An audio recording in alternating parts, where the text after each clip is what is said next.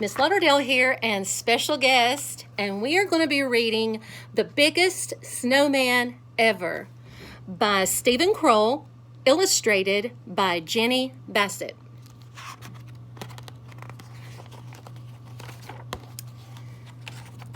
Once there were two mice who fell in love with the same snowman, and this is how it happened.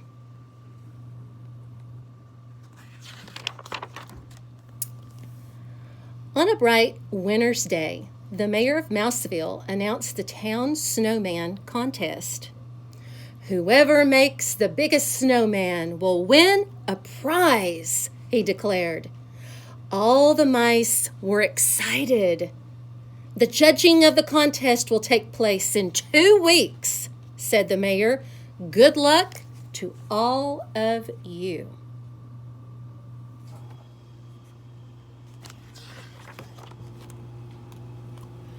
I'm going to make a really big snow princess, said Penelope.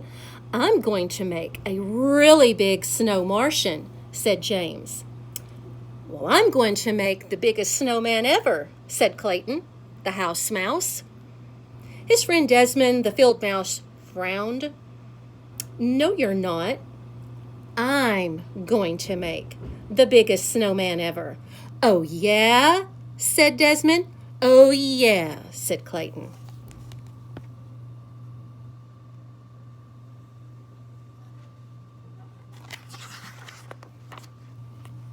That night, it snowed and snowed. Huge drifts covered driveways, roads, and the fields. It was the perfect beginning for a snowman contest. In town, Penelope began her snow princess, and James began his snow Martian. Out in the country, Clayton and Desmond began their snowman.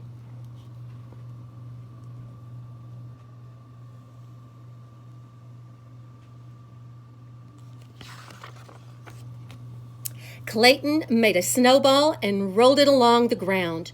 The more he rolled, the bigger it got. And before long, he had a large base for his snowman. Not far away, Desmond was doing the same thing.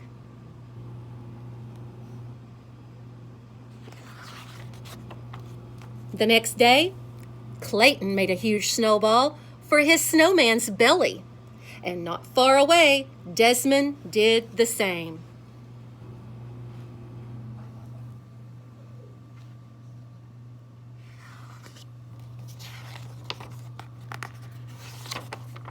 That night, Clayton brought his dad out to see his snowman. Dad scratched his head. I don't know, son. It's going to be big, but I'm not sure if it will be the biggest. Clayton smiled up at him. I'm just getting started, he said. Dad whispered in his ear, if you want to work faster, use the wheelbarrow to carry the snow.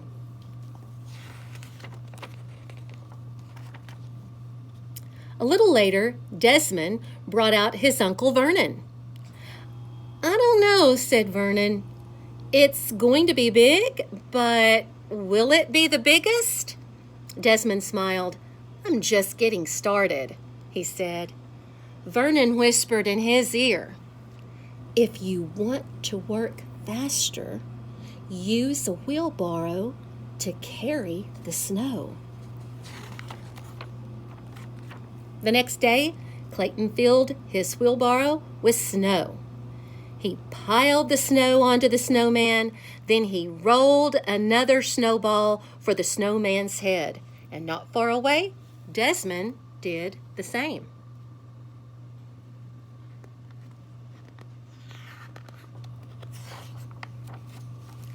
A few days later, Desmond ran into town to look at James' snow Martian and Penelope's snow princess. He said, all of our snow people are the same size.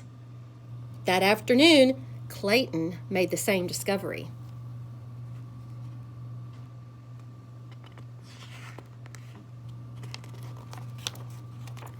The next day, while working on his snowman, Clayton had an idea.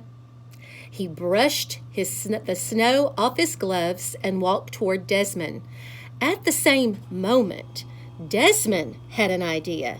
He brushed the snow off his gloves and he walked toward Clayton. And they bumped into each other and fell down.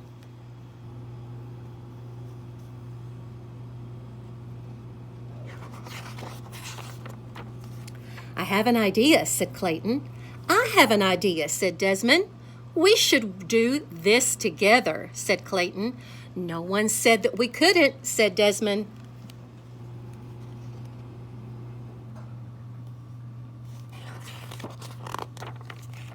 First, they rolled each part of Desmond's snowman over to the middle of the field. Then they rolled each part of Clayton's snowman over. They piled the snowballs on top of one another, and Clayton dropped a floppy hat on the snowman's head, and Desmond added a long scarf, huge coal eyes, and a giant carrot nose.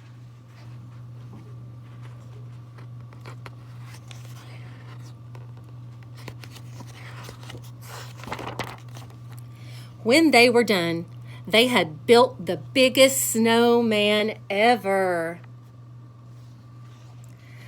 That morning of the contest, field mice on snowmobiles brought the judges to the country.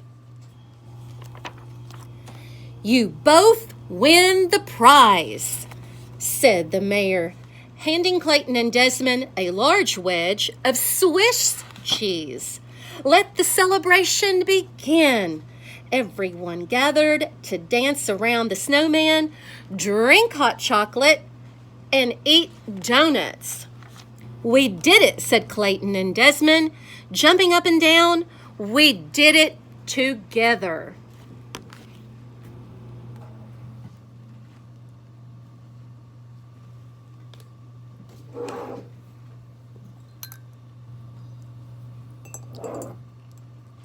The end.